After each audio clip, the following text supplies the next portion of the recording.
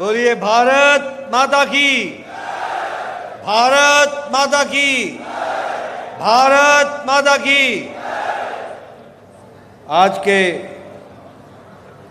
इस चुनावी जनसभा में मंच पर उपस्थित हमारे बहुत ही जुझारू और कर्मशील अध्यक्ष सम्माननीय मनमोहन सामल जी, हमारे भारतीय जनता पार्टी के राष्ट्रीय उपाध्यक्ष और केंद्रपाड़ा से हमारे प्रत्याशी वरिष्ठ नेता सम्माननीय बैजयंत जय पांडा जी, हमारे बहुत ही लोकप्रिय प्रत्याशी आप सबके प्रिय डॉक्टर प्रदीप पानीगढ़ी जी,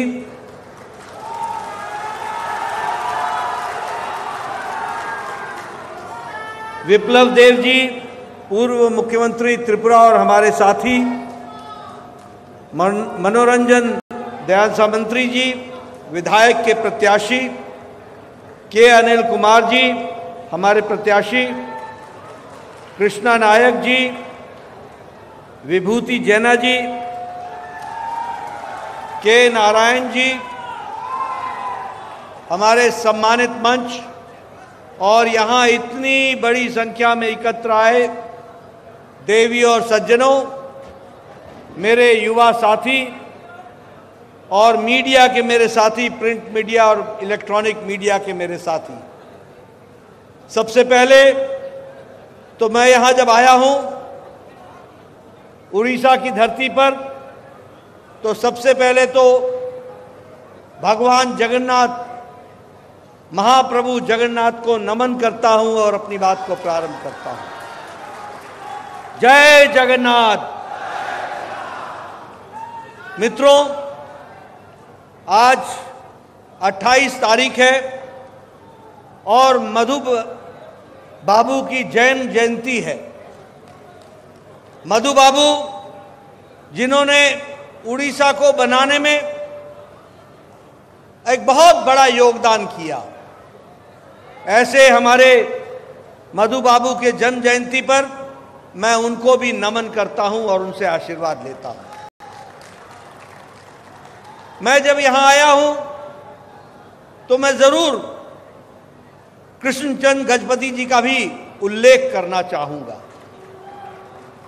जो उन्होंने, जिनकी जन्म जयंती 2 दिन पहले थी 26 तारीख को, और जो बहुत ही जाने हुए स्वतंत्रता सेनानी हुए और जिन्होंने उड़ीसा राज्य बनाने में अपना योगदान किया, उनको भी मैं नमन करता हूं। मित्रों, ये चुनावी सभा है और इस सभा में जो मैं उत्साह देख रहा हूं, उमंग देख रहा हूं, ऊर्जा देख रहा हूं, खुशी देख रहा हूं और जो मैं तालियों की गड़गड़ाहट की आवाज सुन रहा हूं, वो मुझे आश्वस्त कर रही है कि आपने डॉक्टर प्रदीप पानीगढ़ी और सभी हमारे 5 विधायकों को चुनाव जिताने का मन बना लिया है। इसके लिए आपको मैं विशेष करके ध्यान देता हूं। मित्रों, ये चुनाव का माहौल है। हमारे अभी मनमोहन सामल जी, जो मैं उड़िया समझ सका, वो कह रहे थे कि सरकार बदलनी है। वो कह रहे थे कि उड़ीसा में सरकार को बदलना है।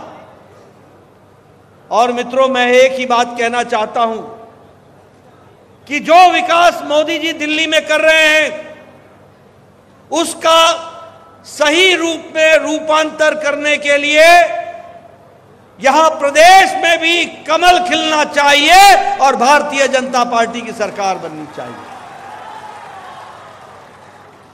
मित्रों, मोदी जी ने भारत की राजनीति की संस्कृति को, तौर तरीके को, रंग ढंग को और जिसे हम कहें परिभाषा को, सब कुछ बदल दिया।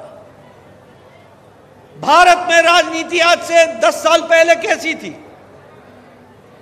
आदमी इस मानसिकता का हो चुका था कि इस देश में कुछ नहीं बदलेगा, सब ऐसे ही चलेगा, यहां कुछ बदलने वाला नहीं है, ये तो ऐसे ही रहेंगे, राजनीति भ्रष्टाचारियों के हाथ में ही रहेगी।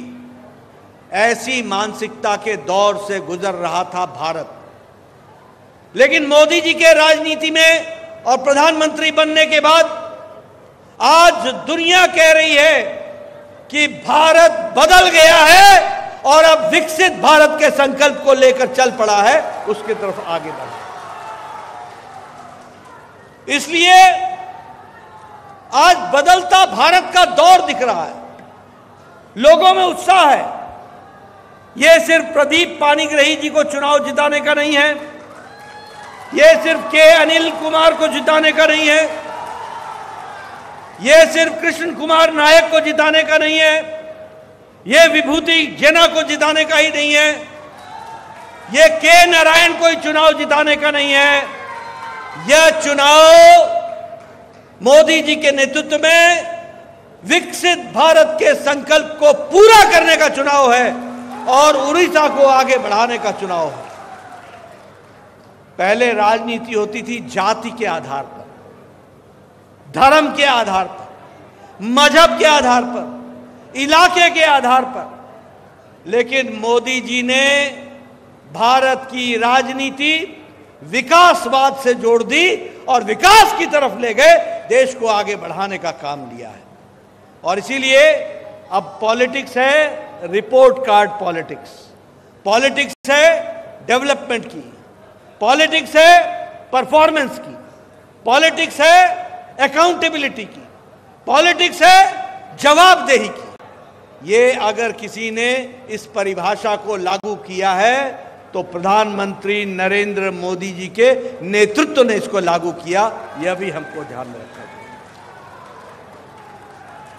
आज मित्रों, आपको खुशी होगी, हमारे दो वरिष्ठ नेता यहां बैठे हैं, बैजयंत पांडा जी और प्रताप मनमोहन श्यामल जी, दोनों अर्थनीति के बारे में गहरा ज्ञान रखते हैं।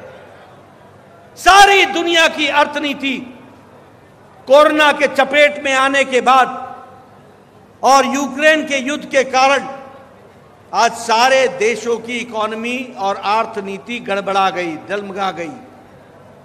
लेकिन मोदी जी के नेतृत्व में आज अगर किसी को चमकता हुआ सितारा दिखता है तो वो भारत की अर्थनीति दिखती है, ब्राइट स्पॉट दिखता है तो भारत की अर्थनीति दिखती है। आपको जानकर खुशी होगी कि आज भारत पिछले 10 सालों में 11वें नंबर की अर्थव्यवस्था थी, 11वें नंबर की अर्थव्यवस्था। लेकिन मोदी जी के नेतृत्व में लंबी छलांग लगाकर आज भारत ब्रिटेन को, जिस ब्रिटानिया ने हमको 200 साल राज किया, उस ब्रिटानिया को पछाड़कर भारत आज 5वें नंबर की अर्थव्यवस्था बन गया है, 5वें नंबर। और मित्रों, पाणिग्राही जी को चुनाव जिता के भेजना, उड़ीसा से सभी सांसदों को चुनाव जिता के भेजना, मोदी जी तीसरी बार प्रधानमंत्री बनेंगे और 2 साल के अंदर भारत तीसरी आर्थिक शक्ति बन जाएगा, तीसरी सबसे बड़ी आर्थिक शक्ति बन जाएगी। आज दवाइयों में, मेडिसिन के मैन्युफैक्चरिंग में भारत आज दूसरे नंबर पर दुनिया में खड़ा है। सबसे सस्ती और सबसे असरदार दवा आज भारत बनाने लगा है। दुनिया की डिस्पेंसरी बन गया भारत, दुनिया की डिस्पेंसरी। 128% हमारा एक्सपोर्ट बढ़ गया है। और ऑटोमोबाइल में, गाड़ियां बनाने में, आपने सुना होगा बचपन में जापान की गाड़ियां, जापानीज टोयोटा, डैटसन। आज भारत जापान को पछाड़कर ऑटोमोबाइल मार्केट में और मैन्युफैक्चरिंग में भी भारत आज तीसरे नंबर पर आकर के खड़ा हो गया, तीसरे नंबर पर आकर के खड़ा। पेट्रोकेमिकल्स में हम आगे बढ़ गए, 106% हमारा एक्सपोर्ट बढ़ गया। और अगर हम कहें मोबाइल में, तो मैं बार बार लोगों को कहता हूं, आप सबके हाथ में मोबाइल है ना? सबके हाथ में मोबाइल है ना?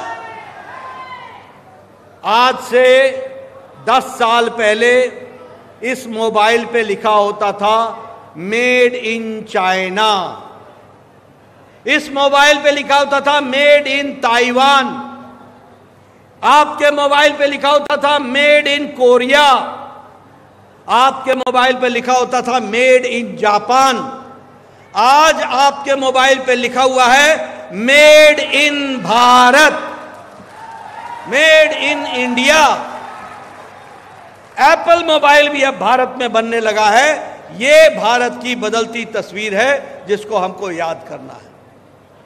आप बताइए, मोदी जी के नेतृत्व में गांव, गरीब, वंचित, पीड़ित, शोषित, दलित, युवा, किसान, महिला, इनको ताकत मिली ना?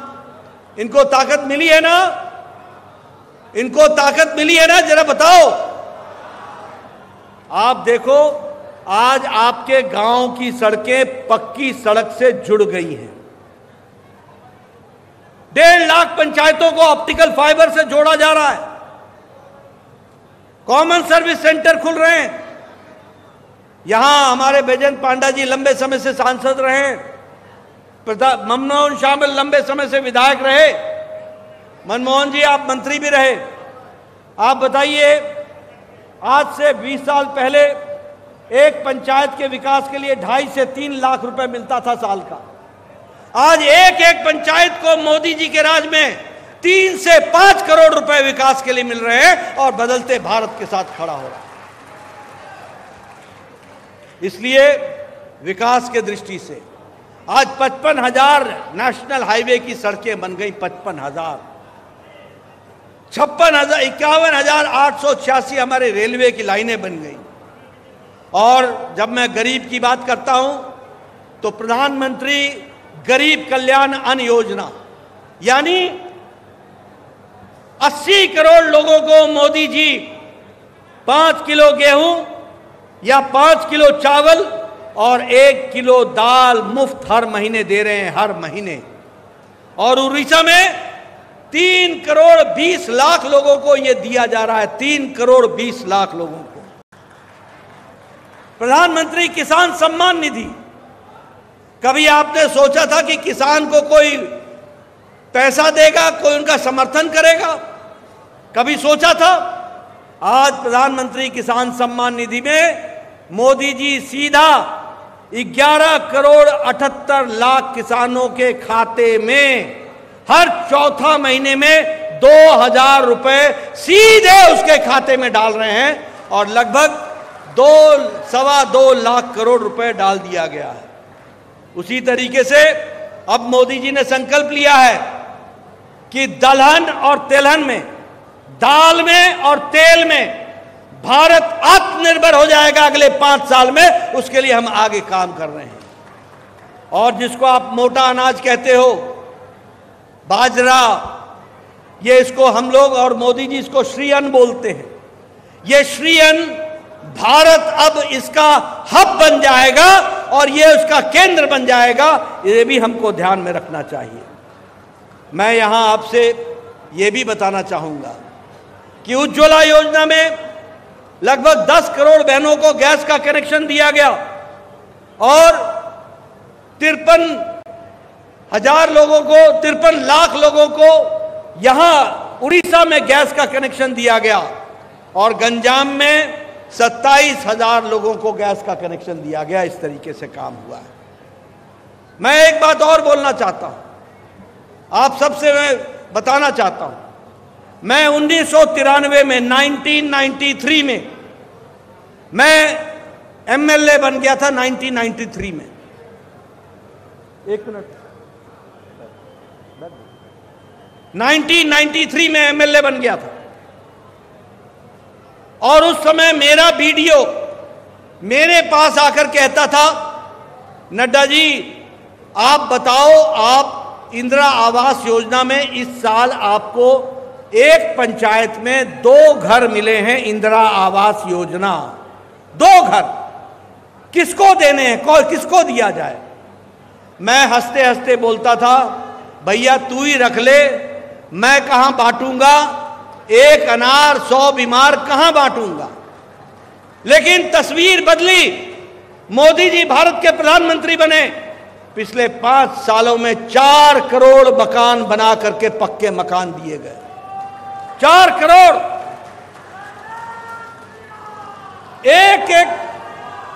एक पंचायत में 40-40, 50-50 घर बने और पक्के मकान बने।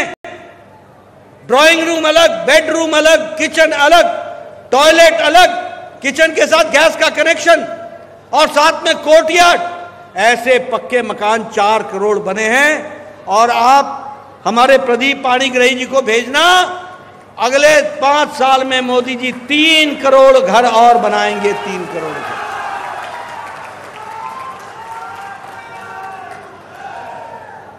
आप लोग अभी बिजली का बिल भरते हो, अपने घर का बिजली का बिल देते हो। अगले 5 साल में मोदी जी के नेतृत्व में अब बिजली के बिल से आप मुक्त हो जाओगे। एक स्कीम प्रधानमंत्री जी ने चलाई है जिसका नाम है पीएम सूर्य घर मुफ्त योजना।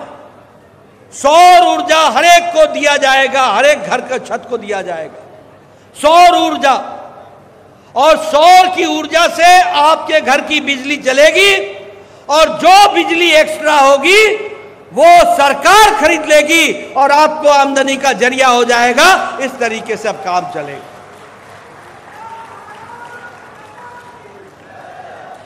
मुझे बीजू पटनायक जी की सरकार से एक बात की बहुत बड़ी नाराजगी है और मुझे दुख है कि प्रधानमंत्री मोदी जी ने इस देश के 10 करोड़ 74 लाख लोगों को, 10 करोड़ 74 लाख परिवारों को, जिसका आंकड़ा बैठता है 55 करोड़ लोग, और बिल्कुल गरीब लोग जो काम के माध्यम से जाने जाते हैं। गरीब लोग कौन है? गरीब लोग रिक्शा वाला, ठेला वाला, रेड़ी वाला, सब्जी वाला, माल ढोने वाला, हमारा बस का ड्राइवर, बस का क्लीनर, बस का कंडक्टर, ट्रक का ड्राइवर, ट्रक का cleaner, lift man operator, auto driver, हमारा ठेला चलाने वाला, कूड़ेदान से प्लास्टिक इकट्ठा करने वाला, बाल काटने वाला, ऐसे गरीब लोगों को मोदी जी ने आयुष्मान भारत में 5 लाख रुपए सालाना गंभीर बीमारी के इलाज के लिए पैसे दिए। 5 लाख। लेकिन मुझे दुख के साथ कहना पड़ता है कि 10 करोड़ 74 लाख परिवार में वह 68 लाख उड़ीसा के लोग नहीं हैं। उनको हमारे नवीन बाबू ने वंचित रखा है, आयुष्मान भारत को लागू नहीं होने दिया है। आप बताइए, ऐसी सरकार को आगे रहने देना है क्या? रहने देना है क्या? आप सरकार बदलेंगे ना? आप सरकार बदलेंगे, हमारे 5 कैंडिडेट को जिताएंगे और आयुष्मान भारत यहां भी लागू हो जाएगा। उसी दिन इस बात को आप ध्यान में रखें। मैं एक बात और आपको बताना चाहता हूं, जरा कान खोल करके समझ लेना। मोदी जी ने तय किया है कि इस देश में किन्नर समाज के बारे में किसी ने चिंता नहीं की, किसी ने चिंता नहीं की। आज मोदी जी ने तय किया है कि किन्नर समाज के सभी लोगों को आयुष्मान भारत से जोड़कर उनको भी बीमारी से लड़ने के लिए 5 लाख रुपए सालाना उनको दिया जाएगा। इसकी व्यवस्था की गई। और इससे आगे सुन लो, आपके घर में कोई बुजुर्ग 70 साल के ऊपर का व्यक्ति, कोई माता 70 साल से ऊपर की, जो भी होगी, जो भी होगा 70 साल से ऊपर का, किसी भी जाति का, किसी भी पंथ का, किसी भी मजहब का, किसी भी इलाके का और किसी भी आमदनी का, अमीर हो या गरीब, मोदी जी ने तय किया है कि तीसरी बार प्रधानमंत्री बनने के बाद उन सबको आयुष्मान भारत से जोड़ लिया जाएगा और 5 लाख रुपए का हेल्थ कवर दिया जाएगा। इसलिए यह बदलता भारत की तस्वीर है। जल जीवन मिशन में 11 करोड़ बहनों को घर में, हर घर नल, हर घर जल। और आपको जानकर खुशी होगी कि 62 लाख कनेक्शन हमको उड़ीसा में दिया है और आपके जिले गंजाम में 2 लाख गैस का इसका कनेक्शन दिया गया है। 2 लाख, हर घर नल, हर घर जल। और आगे मोदी जी के राज में कोई भी घर बिना जल के कनेक्शन के नहीं रहेगा। और अब हम उज्ज्वला योजना में भी गैस पाइप से पहुंचाएंगे, सिलेंडर से नहीं, पाइप से पहुंचाने का काम करेंगे। इस तरीके से विकसित भारत को ले जाएंगे। मित्रों, मैं यहां आपको यह भी बताना चाहता हूं कि इस विकास के साथ साथ आपको विपक्ष की सरकार होने के बावजूद भी मोदी जी ने यहां आपको आर्थिक दृष्टि से पैसा देने में कोई भी कमी नहीं छोड़ी है। जो आपका टैक्स में अधिकार था वो 3.5 गुना प्रधानमंत्री मोदी ने बढ़ा दिया है। जो आपको ग्रांट इन एड, जो आपको मदद के रूप में मिलता था, उसको भी मोदी जी ने 3.5 गुना बढ़ा दिया है। आपको जानकर खुशी होगी कि इंडियन इंस्टीट्यूट ऑफ मैनेजमेंट का परमानेंट कैंपस संबलपुर में स्थापित कर दिया गया है और स्मार्ट सिटी में राउरकेला और भुवनेश्वर को जोड़ लिया गया है और 2000 करोड़ रुपए उसके लिए दिए गए हैं। आज उड़ीसा में नेशनल हाईवे में 4300 किलोमीटर की सड़क बन रही है। और आपको जानकर खुशी होगी कि रायपुर से विशाखापट्टनम तक ग्रीन कॉरिडोर बनाया जा रहा है।